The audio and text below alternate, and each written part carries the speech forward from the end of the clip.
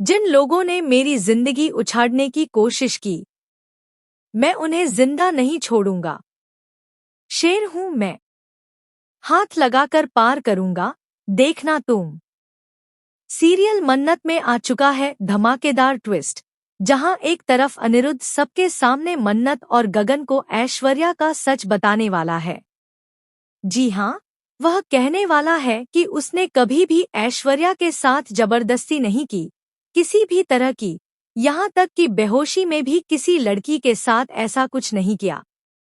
उसने मुझे झूठे केस में फंसाया था, पहले भी और आज भी फंसा रही है। अब मन्नत को भी समझ में आने वाला है कि जब विक्रांत केस करने की बात कह रहा था अनिरुद्ध पर, तो ऐश्वर्या क्यों मना कर रही थी, ताकि उसका असली चेहरा सबके सामने न आ जाए। इस समय अनिरुद्ध बेहद गुस्से में है। वह कहता है कि उसने ऐसा कुछ नहीं किया। अपने असिस्टेंट को वह थप्पड़ भी जड़ चुका है, क्योंकि उसने कहा था कि अनिरुद्ध ने जबरदस्ती की। उसका असिस्टेंट कहता है, सर, मैंने मान लिया कि आपने ऐसा कुछ नहीं किया। मेरा आप पर पूरा विश्वास है। लेकिन क्या आपका पहले पुलिस के साथ कोई मामला हुआ था? इस पर अनिरुद्ध कहता है, हाँ। असिस्टेंट जवाब देता है कि इसी बात का फायदा उठा रही है ऐश्वर्या। दोस्तों, आपको बता दें कि पहले भी ऐश्वर्या ने झूठे केस में अनिरुद्ध को जेल पहुंचाया था और अब भी खुद को बचाने और निर्दोष साबित करने के लिए उसे फंसा रही है। ऐश्वर्या घर के सभी लोगों के सामने कहती है कि कॉलेज के समय अनिरुद्ध ने उसके साथ जबरदस्ती की थी।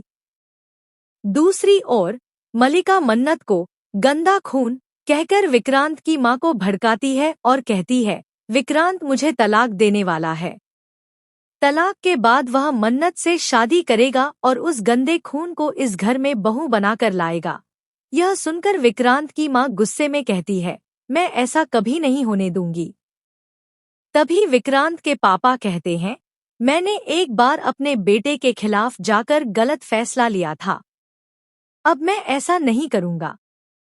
और तुम भी मलिका के हिसाब से नहीं, बल्कि अपने हिसाब से सोचो कि क्या सही है और क्या गलत, क्योंकि हमारे बेटे ने पहले भी हमें चेताया था। रही बात मन्नत की, अगर इतना कुछ होने के बाद भी मलिका जेल नहीं गई है, तो उसका कारण सिर्फ मन्नत है, क्योंकि मन्नत ने उसके खिलाफ कोई केस नहीं किया। बेचारी मन्नत अपने पापा के बारे में सुनकर टूट चुकी है। इस बीच ऐश्वर्या इस स्थिति का फायदा उठाकर मन्नत को भड़काती है और कहती है, तुम्हारी कोई गलती नहीं बेटा, गलती उस आदमी की है। अब मन्नत और विक्रांत फैसला करते हैं कि वे ऐश्वर्या को इंसाफ दिलाएंगे और उसके खिलाफ केस करेंगे।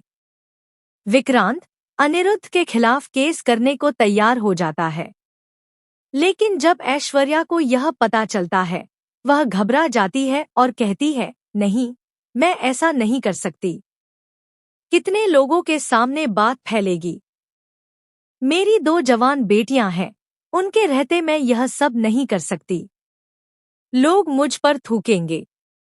गगन, तुम ऐसा मत करो। इतना कुछ होने के बाद भी श्रुति कहती है कि अगर ऐश्वर्या चाहती है कि केस न हो, तो केस नहीं होगा। इस बीच पूजा के दौरान अनिरुद्ध आकर ऐश्वर्या को मुंह दबाकर वहां से ले जाता है।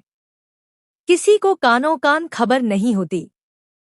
मन्नत देखती है कि ऐश्वर्या की एक अंगूठी नीचे गिरी हुई है और कहती है, यह तो ऐश्वर्या मैम की है।